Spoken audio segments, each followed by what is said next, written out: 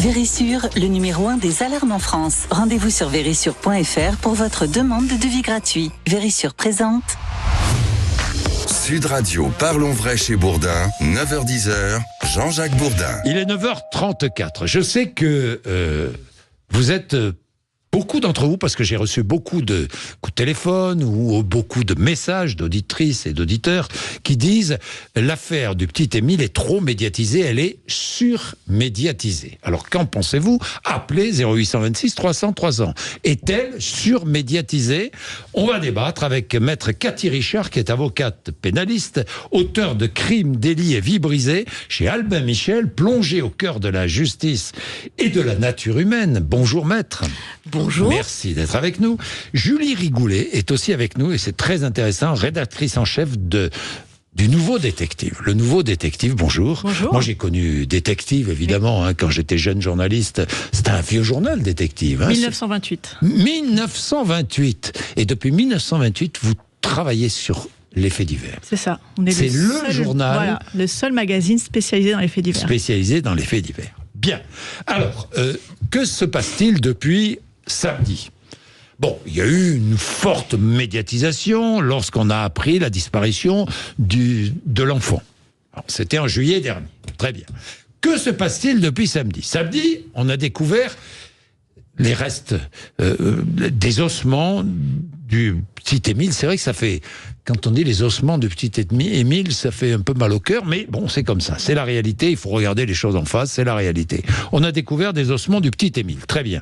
À proximité du Haut-Vernay, dans un endroit un peu difficile d'accès. Je ne vais pas entrer dans le détail. J'avais le maire du Haut-Vernay, François Balic, qui nous disait tout hier matin, qui nous expliquait la topographie des lieux. Mais ce qui m'intéresse, c'est la réaction des médias. Que s'est-il passé immédiatement ?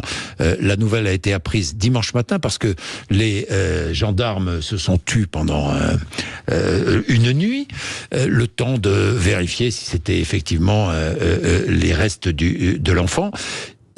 Il y a eu un déchaînement médiatique. Le comble a été BFM TV qui a cassé, renvoyé aux oubliettes son invité, qui a changé son antenne et qui a fait 11h30 d'affilée sur le petit Émile avec une seule page de pub, supprimant toutes les pages de pub. Il fallait sauver l'audience. Donc c'était une réaction. Une surréaction. On dit beaucoup de gens. Il y a eu aussi des réactions sur d'autres chaînes de télévision. Et depuis, on ne parle plus que de cela, ou beaucoup de cela. Même si les Français s'y intéressent. Finalement, les médias répondent à une attente des Français, maître Cathy Richard, non ? Oui, alors très clairement, moi Oui. j'ai accepté de venir ce matin justement parce qu'on allait parler de la médiatisation et pas de l'affaire du petit Émile. Moi je ne parle pas de l'affaire. Exactement, maître. parce que je suis invitée depuis plusieurs jours pour parler de l'affaire du petit Émile et je refuse systématiquement de parler de dossiers qui ne sont pas les miens ou de problématiques qui ne m'intéressent pas directement. Mais ça me paraît sain. Alors justement, la question est que médiatise-t-on ? Il faut savoir que depuis quelques années, même quelques dizaines d'années, on part de la médiatisation des audiences. Avant, on avait des chroniqueurs judiciaires. Oui, je me souviens. Et maintenant, on va vers la médiatisation du fait divers. Et on est même, parfois, avant même qu'il y ait un fait divers, puisque quand il s'agit d'une disparition... Normalement, on n'est pas sur un fait divers. Ce qui est exaspérant quand je regarde les chaînes info ou quand je lis certains journaux, c'est qu'on n'a aucune information. Mais ça fait rien, les bandeaux, c'est pas d'information, mais pas d'information, c'est une information. Alors qu'est-ce qu'on médiatise ? Et on est dans la supputation permanente. Ben voilà, mais qu'est-ce qu'on médiatise ? On médiatise l'inquiétude des Français, on médiatise l'intérêt de l'audimat. Mais en réalité, le problème, c'est que on part vers des endroits où on n'a pas d'information véritable. Et de toute façon, c'est la question pour nous, juristes, et spécialement avocats, magistrats et policiers, par exemple, quand on nous interroge sur des faits qui sont sur des affaires qui sont toujours en instruction. Il y a le secret de l'instruction. Et c'est là où on en parle le plus. Les médias vous mettent en difficulté. Moi, on ne me met pas souvent en difficulté parce que je ne vais pas... Mais bien sûr. Vous avez du caractère, de la personnalité et du métier. C'est un vrai problème. Parce que il y a beaucoup d'affaires qui passionnent au moment où on découvre des choses, où tout le monde vient de raconter tout et n'importe quoi, soit violer un secret de l'instruction, soit parler de choses qui ne sont pas dans l'instruction, ça c'est un grand classique, on invente, on lit des choses. Moi en ce moment je suis en train de découvrir un de mes dossiers dans la presse, on essaye de m'en faire parler, j'en dis le moins possible, croyez-moi, mais alors on lit des choses sur des mares de sang qui sont inexistantes, enfin c'est toujours un vrai bonheur, mais bon, enfin c'est épouvantable. Et en revanche, ce qui est assez incroyable, c'est que parfois des affaires qui ont fait l'objet d'énormément de presse au moment où ça sort ne sont pas couvertes au moment du procès. C'est-à-dire que on ne va pas aller, on ne couvrira pas un non-lieu, on ne couvrira pas un classement sans suite. Et on ne couvrira même pas le procès. Pourquoi ? Parce que je pense, et ça, vous en parlerez mieux que moi du côté. Rigoulet. Voilà, mais je pense que ça coûte plus cher de payer un chroniqueur judiciaire qui assiste à l'intégralité des débats d'audience. C'est plus long, c'est plus.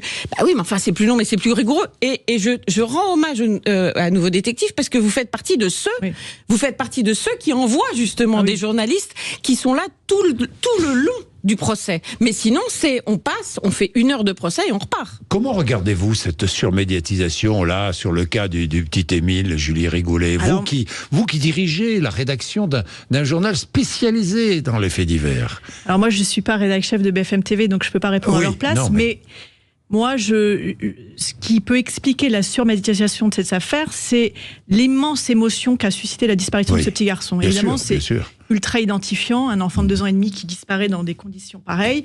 Ça fait 9 mois qu'on le cherche, ça fait 9 mois de mystère, et finalement, ça tient les Français en haleine depuis 9 mois.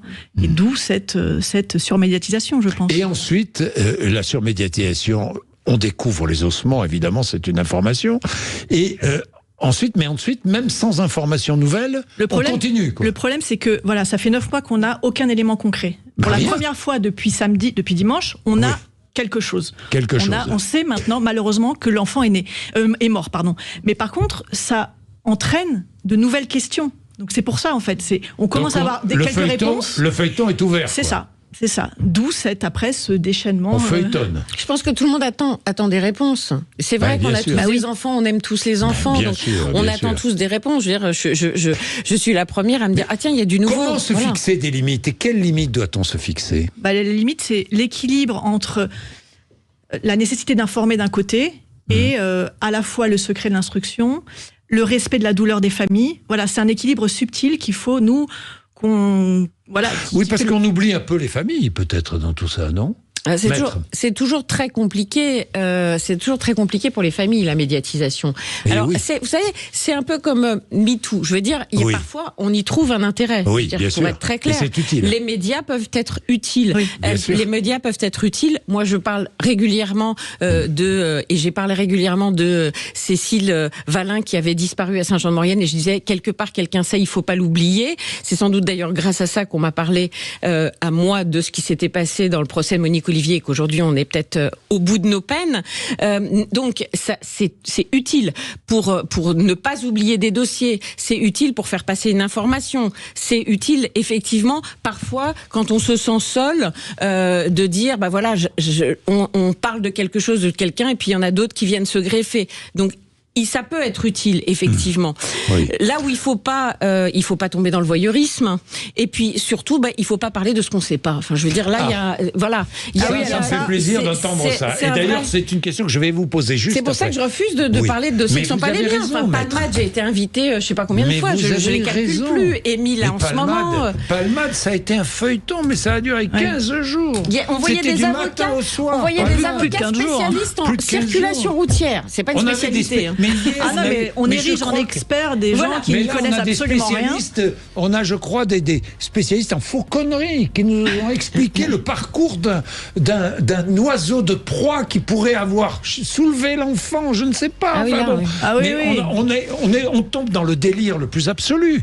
Parce qu'il faut nourrir. Et puis tout le monde a quelque chose à dire. La bête médiatique. Oui, mais le problème, c'est effectivement de donner la parole à des gens qui n'y connaissent rien, qui ne sont pas au cœur de l'enquête. Ça, c'est alors ça. Et qui donc peuvent dire des conneries et fabriquer de l'information finalement. Bon. Et puis il y a l'attrait des médias, faut reconnaître. Il y a l'attrait des médias pour ceux qui les regardent, et puis il y a l'attrait des médias pour ceux qui s'y produisent. Je veux dire, moi, je vous dis franchement, ça excite les journalistes. Souvent, tout de suite. Et puis ça fait. Moi, je fais le mea culpa de notre profession aussi. Moi, quand je vois beaucoup de confrères qui se déplacent et qui vont parler de dossiers qui sont pas les leurs, ça me met très en colère quand je vois des confrères qui parlent de mes dossiers et dans lesquels ils sont pas. Je dis mais attendez, c'est quoi? Parce que justement, dans un dossier où j'ai pas parlé, on est allé chercher quelqu'un d'autre. C'est hallucinant. Moi, j'ai une cliente qui a été en colère après moi parce qu'il est sorti un reportage dans lequel j'avais dit 3 choses et comme j'en avais pas dit assez, ils sont allés chercher une autre consoeur qui est pas du tout dans le dossier et qui a rempli tout le reportage. Et ma cliente était en colère de ce dossier, du traitement qu'il avait été fait du dossier. Qu'est-ce que j'y pouvais? On voyait une autre consoeur, on me voyait pas moi. Voilà. Bien. On va revenir avec Julie Rigoulet dans un instant sur cette médiatisation et avec Maître Cathy Richard. À tout de suite, 9h45, 10h moins le quart. Si vous voulez intervenir, 0826 300 300. Merci, à tout de suite. Vérissure, le numéro 1 des alarmes en France. Rendez-vous sur vérissure.fr pour votre demande de devis gratuit. Vérissure présente. Sud Radio, parlons vrai chez Bourdin, 9h-10h, Jean-Jacques Bourdin. Bien, il est 9h49. Julie Rigoulet, soyons clairs, depuis l'intervention du procureur hier dans l'affaire du petit Émile, il n'y a aucune nouvelle information, on est bien d'accord? Si, depuis depuis le préfet, non. Le procureur. Le procureur, non, il n'y a pas de nouvelle information. Il n'y a pas de nouvelle information. Il y a de nouvelles questions qu'on se pose. Évidemment, parce qu'il a donné de nouveaux éléments. Exactement. Il y a de nouvelles questions qu'on se pose, que vous posez, vous, absolument, spécialiste de faits divers, sur... mais on ne va pas entrer dans les supputations, parce qu'on ne sait rien de plus. Non, on reste sur les mêmes hypothèses et supputations qu'avant la découverte des ossements ou des vêtements du petit garçon. Bon, alors comment fait-on, justement, quand on est rédacteur en chef d'un journal comme le vôtre, et qu'on n'a pas de nouvelles informations? On va dans les hypothèses. On va pas dans les hypothèses. D'abord, on envoie un reporter sur place. Vous avez un journaliste sur place? Bien sûr. Ouais. Alors là, il est reparti parce que de toute façon, le secteur est bouclé. Oui. Tous les journalistes sont sur place, donc faire son travail dans ces conditions, c'est pas très agréable, ça ne sert pas à grand-chose. Mais depuis la disparition d'Émile en juillet, Mathieu Fourquet, notre reporter, y est allé à maintes reprises. Oui. Et donc, on enquête, on fait ce qu'on fait tout le temps, c'est-à-dire qu'on va à la rencontre des gens, des voisins, des gendarmes, des avocats, des témoins. On fait notre travail d'enquêteur. Bon, vous faites votre travail d'enquêteur, logiquement. Et vous, journal spécialisé, comment faites-vous face à toutes ces chaînes de radio ou de télévision qui, à longueur de temps, parlent de l'affaire? Comment vous distinguez? Comment on distingue quoi? Comment vous distinguez par rapport à cette surmédiatisation? C'est compliqué parce que... C'est compliqué parce qu'à la fois, on n'est pas dans la même temporalité. Nous, on est un hebdomadaire, on sort tous les mercredis. Donc, de toute façon, je veux dire, on a des timings à respecter, des délais, des deadlines que eux n'ont pas. C'est des chaînes d'infos en continu. Ils abreuvent d'informations ou pas ou de non-informations en continu, ce que nous, on peut pas faire. Mais nous, on essaye de creuser les affaires. C'est-à-dire que c'est ce que nous disent souvent nos lecteurs. Nos lecteurs, ils nous disent j'ai vu un entrefilé dans la presse régionale et je sais que je vais avoir tous les détails dans Détective. D'accord. Nous, on reste plusieurs jours, on rencontre tous les auteurs, tous les témoins, clés. Sur quels critères est-ce que vous choisissez les faits divers que vous allez traiter? Alors, il y a plusieurs critères. Ça, c'est intéressant, hein? Écoutez, après, c'est quoi? C'est quand la victime est jeune, c'est un enfant, c'est une jeune fille, c'est... Non, il n'y a pas que ça dans Détective. Non, c'est un équilibre entre les affaires. C'est souvent des choix du cœur aussi, c'est des histoires qui peuvent nous toucher, et donc on a envie de creuser. C'est des histoires, évidemment, on passe pas à côté des histoires très médiatisées. Et puis on fait un équilibre, hélas, entre les féminicides, les infanticides, les procès, parce qu'effectivement on assiste à de nombreux procès toutes les semaines, et donc on fait des comptes rendus d'audience chaque semaine également. Bien. C'est un grand Maître mystère. Richard, vous, la médiatisation, vous vous en servez quand même parfois. Hein, moi, j'allais vous dire, la médiatisation d'une affaire, c'est un grand mystère. C'est-à-dire qu'il y a des points effectivement qu'on retrouve, mais il y a des dossiers qui seraient passionnants, dont personne ne parle. Il y a des dossiers qui ont aucun intérêt, dont tout le monde parle.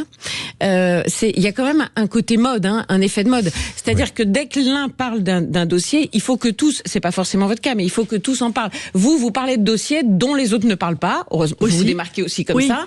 Mais il faut savoir qu'il y a cet effet de mode qui fait que si on allume une étincelle sur un truc, d'un seul coup, tout le monde va en parler, tout le monde va en vouloir. Ça, c'est le suivisme classique dans le journalisme. Et parfois, il y a des dossiers passionnants.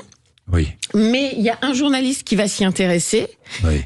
Donc, avant un procès, par exemple, moi j'ai déjà eu cette affaire où un journaliste prend contact avec moi, voilà, je trouve que cette affaire est très intéressante, j'ai vu que vous étiez dedans, etc. Oui, on en parle.